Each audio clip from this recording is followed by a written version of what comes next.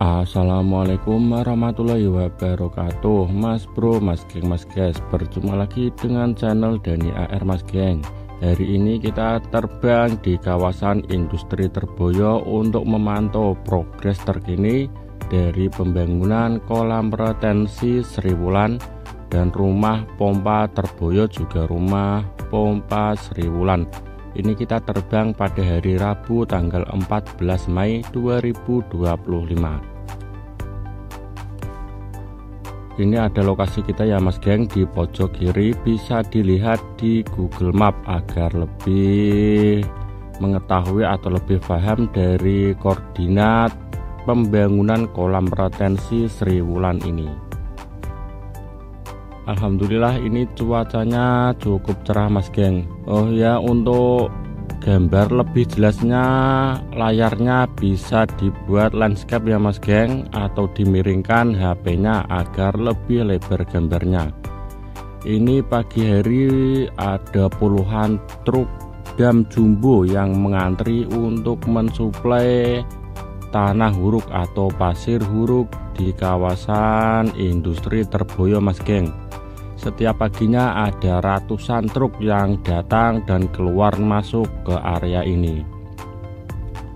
Itu ada truk yang berjejer di lokasi yang nantinya akan dibangun kolam retensi dan juga rumah pompa Sriwulan. Itu berada di muara kali Sungai Bebon. Itu masih tahap penimbunan untuk lokasinya ya Mas Bro. Kalau untuk fondasi atau pemancangannya itu belum, tapi untuk rumah pompa dari kolam retensi Terboyo sudah selesai proses pembuatan fondasinya Mas Geng. Nanti kita akan menuju ke sana. Di sebelah kiri kita itu ada kolam retensi Sriwulan yang memiliki luas 28 hektar. Nanti kolam retensi tersebut untuk menampung air dari kawasan Pantura Sayung, kawasan pabrik serta perumahan atau pemukiman di sekitaran Pantura Sayung seperti Sriwulan, Morosari, dan juga sepanjang jalan Pantura yang kita lewati tersebut ya Mas Bro. Nanti juga kolam retensi Sriwulan akan menampung aliran dari sungai-sungai kecil atau saluran-saluran kecil yang berada di sepanjang jalan Pantura Sayung.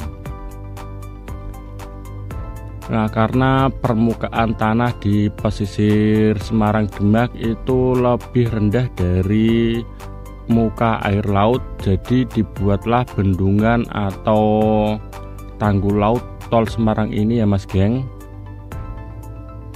Karena kehadiran tol Semarang Demak ini akan membendung air laut saat pasang itu agar tidak melimpas ke daratan, terutama di jalan Pantura Sayung sampai Kaligawe Mas Geng. Nah, tentunya dengan kehadiran tanggul laut tol Semarang Demak ini harus dilengkapi dengan sistem pengendalian banjir ya. Salah satunya itu ada kolam retensi dan juga rumah pompa. Jadi air laut itu tidak bisa masuk ke daratan, tapi air ke darat tentunya harus dipompa atau dikeluarkan ke lautan dengan menggunakan sistem kolam retensi dan juga saluran pembawa serta rumah pompa.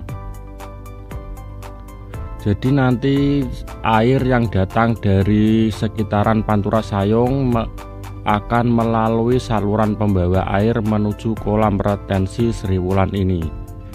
Nanti akan dibangun tanggul-tanggul yang membawa air agar airnya tidak keluar kemana-mana atau agar bisa diatur sesuai dengan sistem yang telah ditentukan.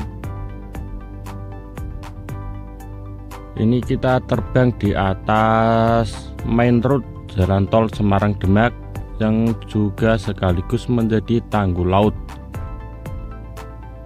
Untuk penimbunan di sini kalau bisa saya perkirakan itu sudah ketinggiannya sekitar 3 meter lebih Mas geng.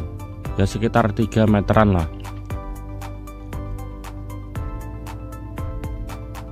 Nah, kemarin ada yang berkomentar di salah satu video Dani AR, apakah tidak lebih baik memasang pemecah gelombang terlebih dahulu sebelum membuat tanggul lautnya atau membuat jalan tolnya ini ya Mas geng.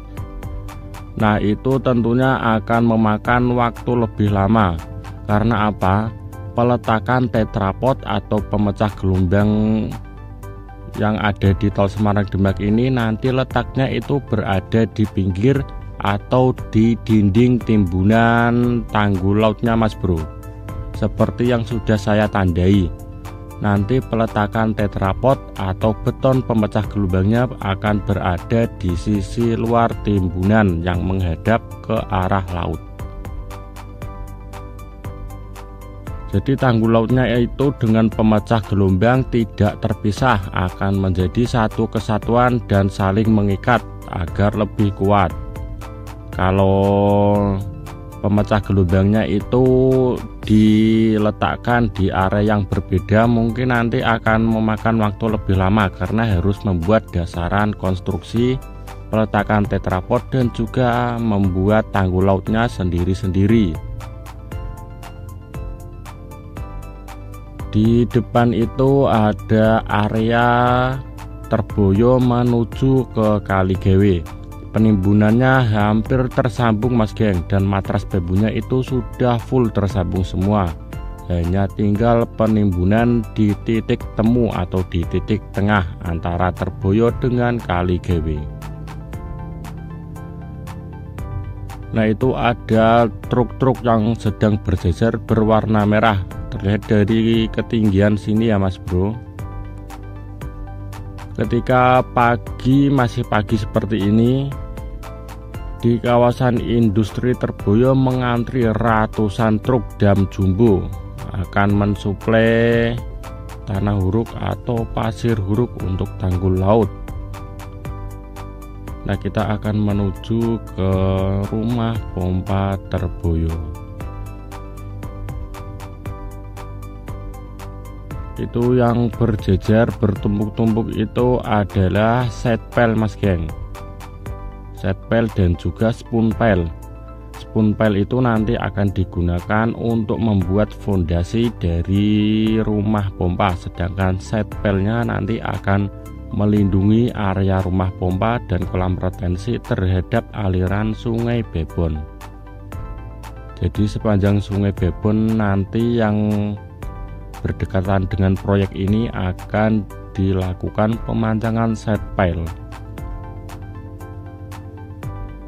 Nah, rumah pompa Terboyo dengan rumah pompa Sriwulan nanti akan saling berhadapan dan membuang air yang berada di kolam retensi menuju ke laut melalui muara Sungai Kali Bebon. Nah, ini Mas geng, truk-truk yang sedang mengantri.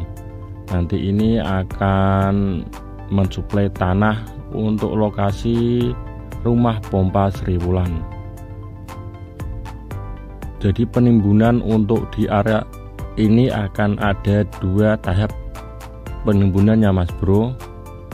Yang pertama adalah tahap penimbunan awal, itu menggunakan pasir huruk yang dipilih secara tertentu ya, dengan kriteria halus tidak berbatu. Dan setelah beberapa meter timbunan pasir halusnya akan dilanjutkan dengan pasir huruk biasa atau tanah padas maupun tanah berangkal yang seperti pada umumnya. Oke, sekian informasi yang dapat saya sampaikan ya Mas geng. Terima kasih. Wassalamualaikum warahmatullahi wabarakatuh.